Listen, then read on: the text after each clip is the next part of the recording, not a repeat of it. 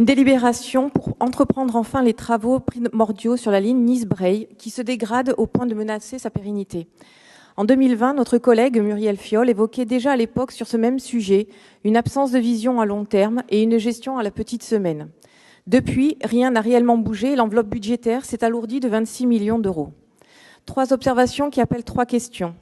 La première, sur l'aspect financier, il semble que l'Union européenne ne prenne pas part financièrement sur cette portion de la ligne, alors qu'il s'agit d'un axe majeur identifié par l'institution elle-même, obligeant la région à solliciter les autres collectivités concernées par les dessertes, autres collectivités aux finances exsangues, qui auront beaucoup de mal à contribuer malgré toute leur bonne volonté.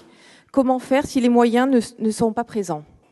Ensuite, d'un point de vue logistique, les transports de substitution proposés durant la fermeture complète de la ligne entre Drappe et Breil ne sont pas à la hauteur des besoins des usagers. Aujourd'hui, le train passe par l'intérieur des terres. Demain, le bus de remplacement passera par l'autoroute de contournement pour arriver à Nice. Comment vont faire les lycéens, comment vont faire les salariés pour accéder de la vallée de la Roya à celle des Paillons et inversement ? Enfin, sur une notion de rationalité, vous proposez d'offrir une augmentation de la fréquence du TER entre Nice et Drappe, avec un cadencement toutes les demi-heures. C'est parfait, c'est ce que nous réclamions depuis longtemps. Mais vous savez que sur cette portion, il y aura la création de la ligne 5 du tramway de la métropole Nice-Côte d'Azur, qui aura strictement le même trajet que le train sur plus de 5 km.